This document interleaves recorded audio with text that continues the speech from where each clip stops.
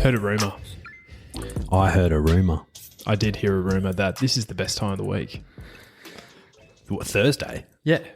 Well, I was more speaking about our listeners listening to us. Oh. You know, it's finally come, another episode of our podcast. It's like back in the day prior to streaming services like your Netflixes and Stans, so on and so forth, where you could binge an entire series. This is before those days where you had to wait week per week to get a new episode of, I don't know, Prison Break or Lost. People forget, man.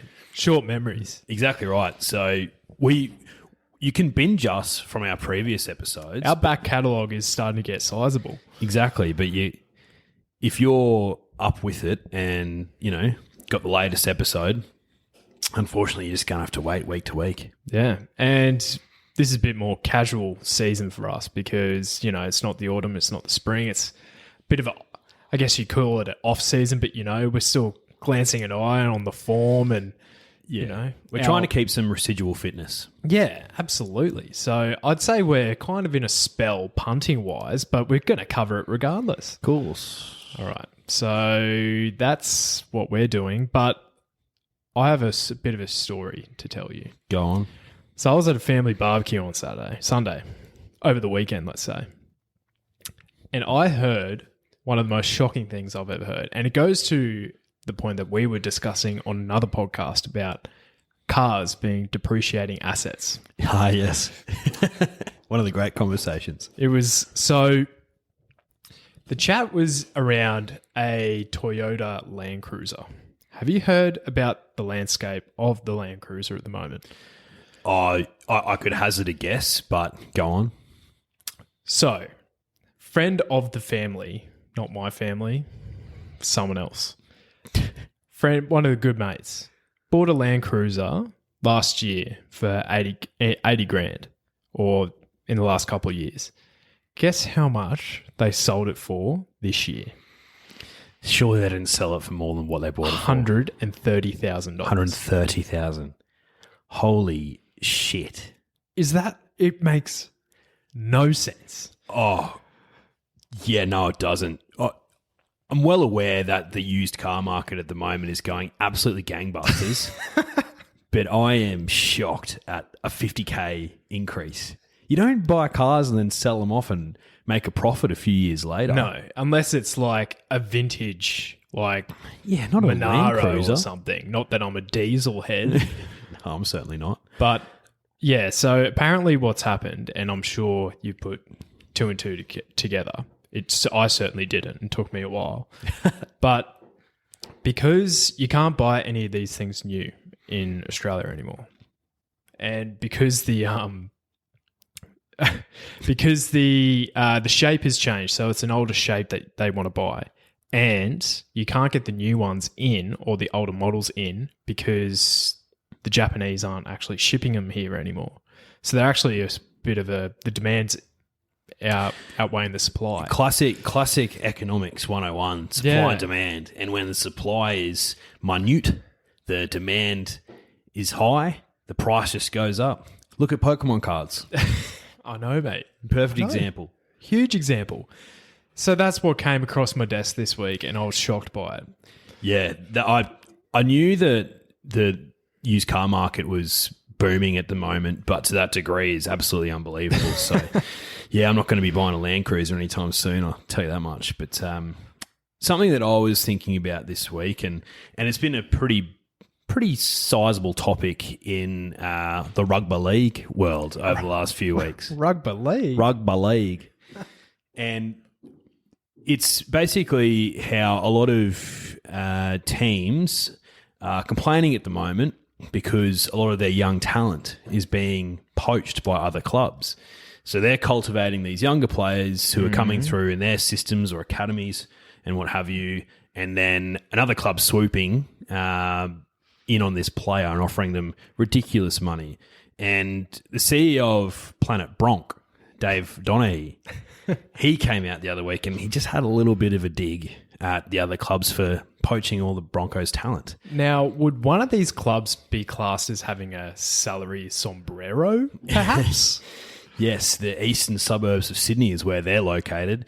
So he came out and he was like, oh, it's really unfair. These vultures are coming in and taking our young talent. Picture Sam Walsh, I think his name is, who's with the Warriors. Xavier Coates is now going to Melbourne Storm. Look, a little bit of pot calling the kettle black, because the Broncos have, on plenty of occasions, taken young talent from other clubs. But every club's guilty of it. So it made me think, and this is something that's come up from time to time in rugby league and has just never sort of worked out. The conversations have been around, but they've always fizzled out. And it's a draft system. Works in AFL, works in a lot of other sports all over the world, NFL and NBA. Two of the sort of probably biggest examples of that. Why can't the NRL look at something like that? And it's a complex issue, but I'd just like to get your thoughts on why that hasn't happened in the NRL from your, I guess from an outsider's perspective looking in, because whilst you know rugby league and you support it, you sort of grew up with AFL more so. So you know what a draft system's all about. Yes. So what are your thoughts? Well, I'm coming to love rugby league. Rugby. I reckon it's probably the best football product on screens at the moment. Like, I think AFL is a better product to watch live, personally. But you do hear the contact in league, which I love. Anyway, that aside, I was always under the impression that your club, the strength of your club, or ongoing success of your club for a rugby league sense, is always built on your junior program. So look at Penrith, for example. They were quite inconsistent for about a decade, 15 years there. And then they built up their grassroots system. And now they have, heard this today, their side that they're fielding against the Titans has one representative player in it for New South Wales and Australia. Nathan Cleary? Yeah. Yeah. Like, they have the youngest team in the comp. Yeah. So in terms of games played. Yeah. So I definitely think it is built from your juniors. But what the AFL does, and try not to go on this too much, but their juniors aren't quite the same. So a few clubs have academies, which are basically the same as the NRL system. But if you want to hold on to those academy players, then you have to bid more in the draft to keep them. Yeah. So if you wanted to take them in the 4th round, but someone matches that bid, then you have to take them in the 3rd round, for example. Yeah, fair. So I can't see why they can't do that, because at the same time, if the Broncos wanted to hang on to Reece Walsh or Sam Walker. I said Sam Walsh, not Reece Walsh. So my bad. But yeah, play on. You're thinking both of them. I was, yeah. Like if they wanted to hang on to them, they would have hung on to them. Yeah, exactly right. Look, it's a complex issue with NRL, and we could talk about it for hours, but I was sort of thinking about it, and I think they need to probably take a route that's similar to the NFL, where they draft from college, but they have to see through their college careers before they can get drafted to the NFL. So they're sort of 3 or 4 years older than what they'd be in comparison to their NBA compatriots who are sort of 18, 19 when they're getting drafted. And some of them stay in college longer and then declare for the draft. But that's the whole point. You declare for the draft. So when you're leaving high school, you might say, I'm going to go play for this feeder club, which might be, like Newtown or the Redcliffe Dolphins or something like that. You play for them for 12 months, you have a cracking season, and at the age of 19, 20, you say, cool, I'm going to declare for the NRL draft. Issue with that is these clubs are feeder clubs right now. So the Redcliffe Dolphins feeds into, I'm not even sure anymore, but you'd have to probably separate that tie because then you can't have people being drafted from the Redcliffe Dolphins and going to play for the Roosters when they're not a feeder club. So complex issue, but I think might be something that the NRL needs to look at in the future to make it a more even playing ground. I've heard Den Kemp from Bloke in a Bar fame, one of the great beers, by the way. Spono. Unofficial Spono of this podcast. But he was saying that what the rugby league needs is an official nationwide second grade competition. Yeah. And that would basically alleviate the issue. That's what I've heard. Yeah, no, that's a great shout. Yeah. Complex issue, but it's just something I've sort of been thinking about. And maybe we should go to Peter Vandelays and Just talk rugby league. and just talk rugby league with him and a draft system. But just something to think about, punters, when you're watching rugby league and you're watching these young fellas get poached from club to club. Would it be better if there was a draft system? I read today that cricket is considering a draft system. Hello? From Greg Chappell was saying this because he was saying that India and England have now overtaken Australia in their grassroots talent, identifying of talent. Right. So he was suggesting investing more into grassroots, which I agree, and then also adopting a draft system. Now, that would be tough. That'd be near on impossible, I would have thought. In cricket, be so hard. Because we used to live with a cricketer. We know his mates really well. Some of them were contractors of the Bulls. And unfortunately, they fall out of form very quickly. Oh, yeah, and out of favour as a result. And cricket, there's not enough teams to have a drafting system in cricket. No, I don't think so. You'd have to have a few teams per state.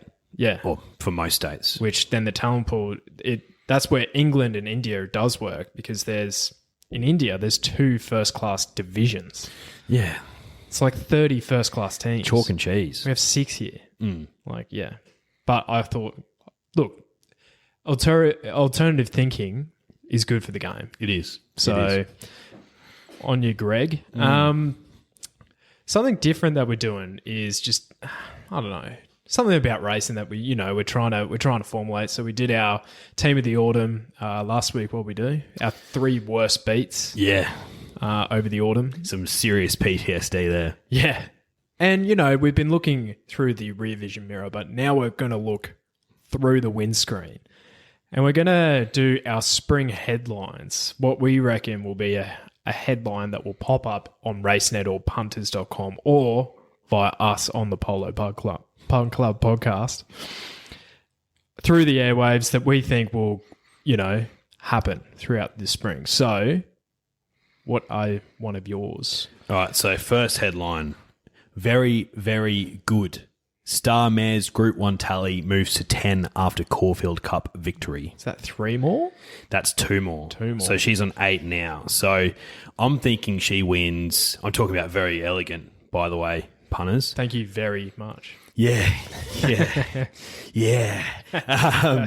So look, last spring she won the Turnbull and then the Caulfield Cup. I think she was in the George Main or George Ryder or one of those whichever ones. one's in the spring. Yeah, which is I think before the Turnbull, and she ran 2nd or 3rd there. So I'd back her to win one of those and then go on and win the Caulfield Cup, taking her to 10 Group 1 victories, which would put her one behind Lonhro and one ahead of Northerly and the same as Octagonal. So there's some cracking horses to be in company with. So I can see Very Elegant having another very good spring. She's 5, so she'll be 6 come springtime because August 1 obviously is every horse in Australia is born on that day for whatever reason. Happy birthday.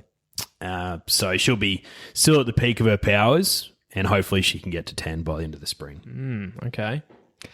My first one, so we're only doing 2 each, is Classique.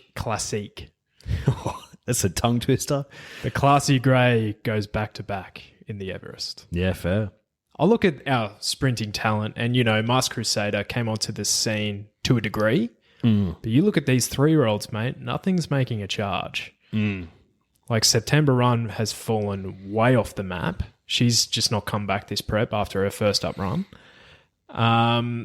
That's probably the second best filly out of those. I can't really see any 3-year-olds that are going to turn up as a 4-year-old. You can see how Wild Ruler goes this weekend, maybe. Yeah, maybe. That is true. Look, Classique could very well just absolutely blitz them again this year. And he's coming back to Australia because he just didn't like the smog over in Hong Kong. Nah, he's come back to brighter shores, that's for sure. Look, speaking of the Everest, my second headline, Blue Flash, 3-year-old Animo emulates yes in Everest victory. There you go. So, look, I'm not saying that he could absolutely blitz him in the Everest, but he could absolutely blitz him in the Everest. So, I don't know how well, you remember Yes's lead-up form into the Everest, but as a 2-year-old, he won the Todman. Yep. Same as Animo. Didn't do that well in the slipper, but in the spring, he ran second in the Golden Rose and then had a few weeks off, went to the Everest, and he won. 53 kegs, Glenn Boss on his back, gave him a cracking ride, just charged home. Ruined my soul in the process because I was on Santa. You were, so was I.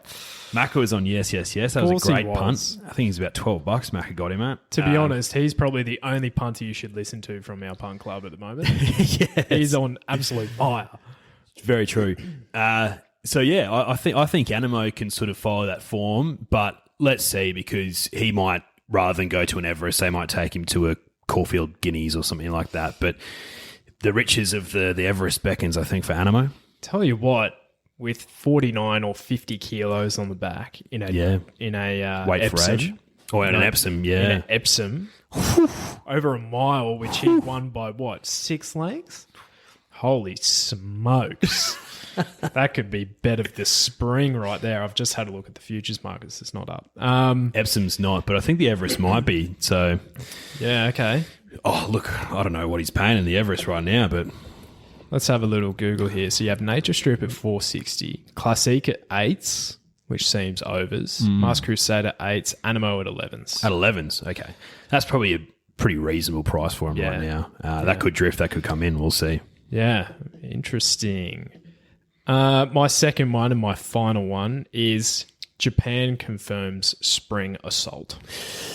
Ooh, I was thinking about something along those lines, but I just wasn't really sure who's going to come over. So, well, the Japanese, whenever they come here, they towel us up. Just keep an eye on the Cox Plate if one of them's coming over. Ligue Rocheur, do yourself a favour if you haven't watched that. That is one of the great victories of all time. God, yeah. And what was the other one? The one that won the Caulfield Cup, Ligue Rocheur and Murder Glace. And then backed up in the Melbourne Cup. Damien Lane was going for the 4 majors. He won the slipper on Kiyomichi. Won the Caulfield Cup on Murder Glass. Won the Cox Plate on Ligue Rocheur. And then he was going for the Melbourne Cup, and I think ran 5th or 6th. It's not a bad effort. Huge payday. Oh, massive payday. Damo, well done, mate. Nah, yeah, so fair. I think it'll be interesting to see how the spring plays out with the new guidelines around international horses. A few Aidan O'Brien horses as well could be assaulting the Cox Plate and the Caulfield Cup and the Melbourne Cup. I know he's probably aiming last year's place getter in the Melbourne Cup, Tiger Moth, not at the Melbourne Cup again, but probably at a Caulfield Cup or a Cox Plate. So, say Cox Plate, weight for age, 4-year-old, probably makes the most sense. I think so too. So, yeah, keep an eye out for them, punters. Beautiful. That's our spring headlines. I liked that. That was good. That was good discussion. Unfortunately, we head to Morphettville for the Goodwood. So, thank God it's the last one. And look, this field's okay, but it's not setting anything on fire. If you combine this field with the Doomben 10,000 field and got the best horses out of both those races and put them together, fantastic cracking field. cracking race. So, look, Morphettville, Adelaide, the city is the state of South Australia. I apologise, but you need to pick up your act. You really do. Your racing is terrible. So, how do you see the Goodwood unfolding? Well, there's a clear on toppy here for me. Yes. And that's number 2, G-Tra. He is a horse that I've backed a fair few times. I had him in the Everest. He ran 3rd there. Good race. I had him in the Goodwood last year as well and just got pipped on the line by Trekking. And we were all together watching it at Dolab's house from memory. Yeah, we were. And I think Brad had Trekking and he was very smug for the rest of the evening. And Svepo. He's a big fan of Trekking. Trekking's not here this year. No, he's up in the Sunshine State. Yeah, because he took a better turn at the intersection. That's why. He went right instead of going left. But G-Tra first up. He's got a cracking record. If there's a bit of wetness around, that's an absolute big green tick for him. Got a good record at this track. He's launching from barrier 4, which is where you want to be, over 1,200 metres. Jason Collette comes down from Sydney to take the ride. He's a clear on toppy for me. Couple other chances, but what do you reckon, mate? I can't have Guitrar in this race. Not after nicking his tendon and having half a year off. Apparently he's in great nick. They always say that. And tendons are a different kettle of fish. Tendons are near on impossible to come back from. So he and Rothfire are the ones I hope do come back, because our sprinting ranks are much better for Guitrar being healthy. But I'm happy to take him on. I do think he's also an elite 1,000 to 1,100 metre horse. Now, I had egg on my face when I said that for Derby Day, and he absolutely towed him up over the 1,300. Yeah, he did. But look, happy to take him on here. I was weighing up between the top weight Behemoth and Camel Passer. Now, last time they were first up at Morphettville, and this is where Behemoth rocketed into near favouritism for the All-Star Mile after that first up run. He defeated Camel Passer by 3 lengths by over the 1,100 in the Durbridge. And he looked elite that day. He did, yeah, and then he let us down next start. He did. But Behemoth, I think he's won a trial since by, looks like 2 and nearly 3 lengths. His form suggests that he can do it on good or soft tracks. I think he does go better on a hard deck now, which I am expecting to get by the time this race rolls around on Saturday. Craig Williams on board, which is huge. He knows how to ride this horse inside and out. Barrier 6 is perfect. I'm on the big boy Behemoth with Camel Passer running a good race. He's a very honest horse these days. Willow has also ridden that horse from memory in the spring when it goes, he has, on Derby Day. He's chosen to ride Behemoth, so that's a good indicator there. And I think I did sneak Guitrar into third, but I do concede that Bo Rosser and Instant Celebrity are the best of the 3-year-olds. Yeah, fair. Look, I thought Behemoth would run a good race. I probably prefer him over a longer distance, even though, like you said, he blitzed him over 1,100 metres in Morphettville earlier on this year. So I've got him running into the numbers, but I've actually got Camel Passer running second. I think Camel Passer will run a really good race here. Loves the deck when it's wet, proven over the distance, loves going around Morphettville.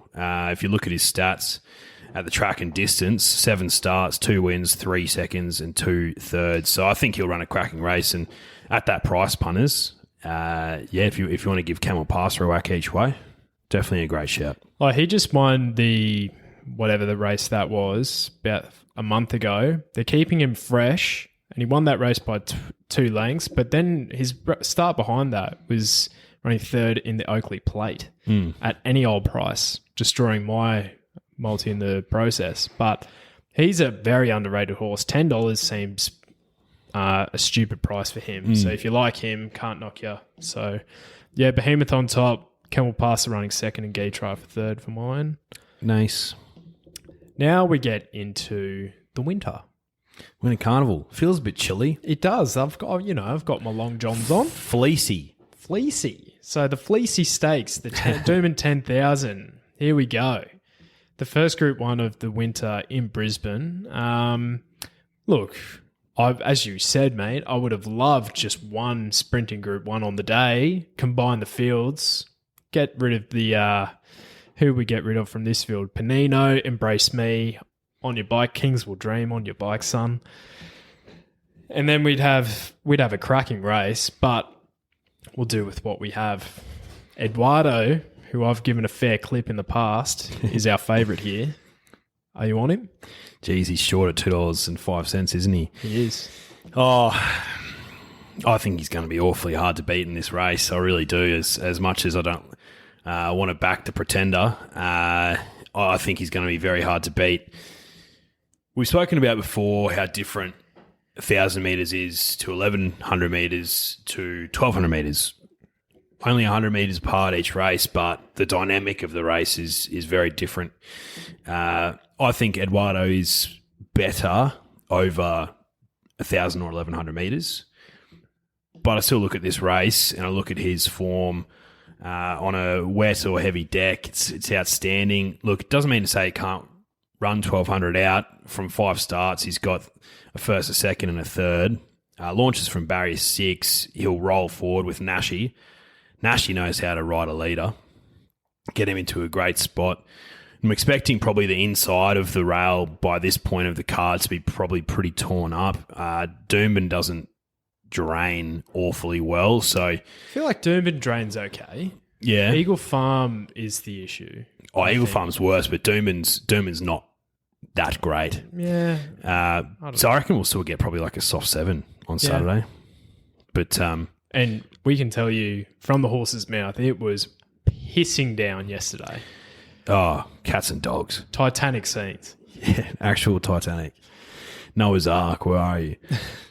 Yeah, so I think he's going to be very hard to beat. The other horses that will threaten for mine, can't go past Trekking. He's a great horse. He's honest. I think he'll try and run into the numbers old Trekking. What happened last start? Yeah, that was bizarre. He was about $1.05 there. $1.90. My concern is that it was on a soft 6. I don't know if he likes the soft deck anymore. So I think he'll run well, but yeah, would be surprised. I think Wild Ruler comes into this in some hectic form. He's only had 2 starts on soft decks. Yeah, And he's placed once. So that's the concern. But he is out of Schnitzel. I have a feeling he doesn't like it. Yeah. He's a really bone dry schnitzel boy. Yeah. He's a Schnitzel, no condiments. Yeah, no Type of condiments for him. So, yeah, I went for something way out of the box. Can I guess what it is? Yes. Is it with a new trainer? No. I was about to say. No. If you went Graph, I wouldn't think that's a Graph. I wouldn't think that's a bad shout at all. Really. Well, Uncle Tony Golan, first time, Graf definitely does his best racing first up. And Tony would just, he'd have a stern word to him. Remember Jonker? Yes, I do. Absolutely. He broke the track record in his first race, first up for Tony Golan. I was at the track that day and I didn't have him in my quaddie, did I? No. Yeah, of course not. Sorry, do you remember a horse called Crone? Yeah, I do. Because Tony Golan turned her around too. He really did. So I don't think he needs to turn this horse around. But this horse has finally drawn a gate. Glenn Boss is on board. Vega won, the Queenslander. Mate, it'd be great to see a Queenslander win. Nicanova beat him last up, which I nearly had to fall over, realising that horse has actually won a race. In the Victory Stakes, I don't know. I think I like Vega 1 here. He finished off really nicely there. Only beaten less than a length. Gets out, stays at the 1,200 metres, but sting in the ground doesn't worry him. Peaks third up here. I think Bossy can steal this at $14. Bossy could steal this at $14. You never know. Yeah. You never know. The rest of the chances, I reckon Splintex is a sneaky shout. Yeah, I was talking to Brad this week, and Brad thinks Splintex is a good shout too. And if we look at the speed map, well, you have Eduardo going forward. Eduardo will roll forward. I think Splintex will be right up there with him. Provide decent pace in the race over 1,200 metres. So I think every horse will have its chance. Doomben is pretty sort of tight turns, so you'd want to be probably, I guess it's more favourable to draw the inside barrier here. So, yeah, Splintex draws barrier 1, Vega 1 draws barrier 3.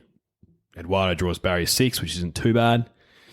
Yeah, look, I think Eduardo will be very hard to beat, but $2.05, no thank you. It is short. Yeah, very short. So is he on toppy? I've got him on top because I don't think he'll be too good. I don't think Wild Ruler will enjoy the deck, so I'm going to leave him out of my top 3. But I've got Graf in there. I think Graf could run a cracking race for Uncle Tony, and Splintex as well, running into third. So you don't even have Trekking up there? I don't have Trekking, nah. I think he'll run really well. But yeah, I don't think the softer track is his go anymore. Port trekking. It's a good case you make. He's a very good horse, though. He is a good horse. Maybe he's looking for the 1400 of the Stradbroke, maybe. Yeah. I don't know. I have tracking in my numbers, but I don't know. I do like your graph chat. Honestly, and really I do good. have Splintex in there as well. But what about Big H? Big H the Harrovian. Not here. Hey, he went up against an elite mile field, and he did himself proud running fifth in that race. He runs well over 1,200 metres. I'll tell you that much for free. He does. Loves the Doomben track. Oh, I'd love to see it. Let's put it this way. We'd get kicked out of the quaddie, but I'd love to see it. Yeah. And for those who are watching on YouTube, that's not the Harrovian. No. That's Tyzone, No. who won this race year before last? He won the Stradbroke last The year. Stradbroke last year, that's right. We have a sprinter, a middle distance, a stayer, and a 3-year-old. And that's the sprinter you got. There you go. I have Santa in front of me, one of the greats. That's right. Actually, didn't the Bostonian win this race in 2019? Yeah, because this didn't get run last year. Yeah, that's right, yeah. So the Bostonian, $40. Whew. Did you have it that day? No. I tipped him. No, we tipped him on the very first podcast we did here, That's right. the Winx Stakes. That's right. And he ran a really nice 10th Oh, brilliant. off to a flyer. Whew. No, that race, that Doomben 10,000, Nature Strip was about $3, maybe $2, and some punter, some idiot, put $250,000 on him. I think at the time he'd won the Galaxy, I think, in the lead up. Mm. And this is over 1,200 metres. He hadn't proved it at 1,200 metres yet. And some punters gone like, nah, This is it. this is it. Pretty sure Osborne Bulls was in that race as well. Yeah, he flew. Yeah, we were all on him. I think we had him one out in the quaddie and ran second. He did that a lot. Yeah. 1 out in the quaddie for Osborne Bulls. Oh, what? You lost again? No. Next time. Next time. Next time. Yeah, Oh, right. crikey. I digress. Let's get through the juicy stakes here. Last week, Alison Tuffy ran fifth. She actually ran pretty well, but, outside the top four we're after. My roughie was Let's Crack a Deal, and he ran really well to run second behind Explosive Jack, who looks a genuine stayer, that horse. But anyway. He does. We both had Liquiro. Yeah. Yeah, and he ran 10th. And my best was Wisdom of Water, who ran third. Cherry Tortoni, he won, and he had to win in that race. Yeah. So I heard, but interesting. But anyway, let's get on to the value plays. What do you have? So I've got a roughie in Doomben, race 5, number 5, the frontman. Okay. So it's an Anthony Friedman trained horse, J-Mac on the back. So it was first up in Eagle Farm last start, over 1,200 metres, stays at the 1,200 metres, finished off nicely there. And if we know anything about Anthony Friedman and 2-year-olds, he knows how to train them. So I think at $15, he's a great shout. I think the dangers are Tiger of Malay and See You in Spring in that race, and also the Heathcote horse, Prince of Boom. But I think frontman will give you a run for your money at $15, punters. Stiffmeister's in there as well. Well, that's my roughie of the day. Yeah. Go Stiffy. The Stiffmeister with Michael Rod on board. Michael Rod on the Stiffmeister. And yeah, that's just too good to be true at $71. If that's not an omen bet, I've never heard one. Oh, yeah. Maybe I have to jump off. Maybe I have to jump off frontman. So Jump on the Stiffy. $81 the Stiffy. It's stupid. $81 Ludicrous price. for an omen bet. You absolutely have to. So Stiffy's my value play of the day, and I have a bonus one as well. Race 8 on your programs, 1,200 metres, fillies and mares, 1,200. Number 13, Mousy. The Edmund stable, Bossy on board again, 54 kegs. This mare has a pretty damn good turn of foot. She sits back in her runs, but she can really finish off quite nicely. So in that Allison of Tuffy form, she actually beat home Crone that day. So that gives you an idea of the ability that this horse has. So excellent. Each way, we're still in Doomben. We're in race 4, number 6, So You Win. Pretty recognisable silks on So You Win. J-Mac on the back, Chris Waller horse, gets to 2,000 metres where it has a cracking record. Also has a good record at the track. Third up here after running a couple of placings so far this prep. Goes up to 2,000 metres, drops a couple of kegs. Launching from barrier 9, got So You Win. Yeah, it has a bit of a rivalry with Get Stuck In that race. It does, yeah. Finished third behind it 2 starts ago. Then it beat it home 5 starts ago. And then 4 starts ago, it ran third to it again. So, very good. Keep an eye out. This is a bit of a stab in the dark, but Vega won in the feature. Yeah. I think he's just going to run a brilliant race. I reckon, yeah. Uncle Tony's going to get the chockies, mate. We'd love to see a Queensland horse win. Absolutely. All right, so best bet of the day. We're going to Adelaide. Oh, no. Race 4, my girl, Ruby Saki. I didn't even see her on the form guide. Oh, no.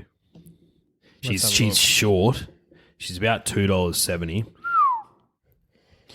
But I think she'll probably get a softer deck here than what she had in the Tab Classic, the Robert Sangster, where she charged home for a gorgeous-looking third. Oh.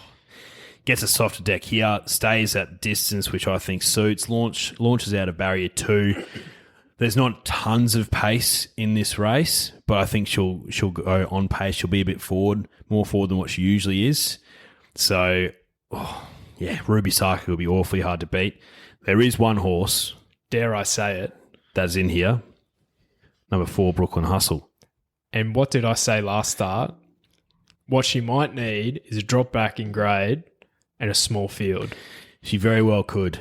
And by the looks of it, she's against her own sex, which she is. When's the last time she's done that? She'll have every chance here, Brooklyn Hustle. But no, I want to be with Ruby. Gee, it's a race in 2 there. No. I won't talk you out of that. You wouldn't be able to. No. It's my girl, Ruby. Yeah, absolutely. My best of the day, race 4 in Doomben, number 1, Hangman. That horse is absolutely flying. He's won 3 of his last 5, ran third in the other 2, beat home Persan. Gives you an indication of how good this horse is going. And I think he's better than this lot. Bossy on board again.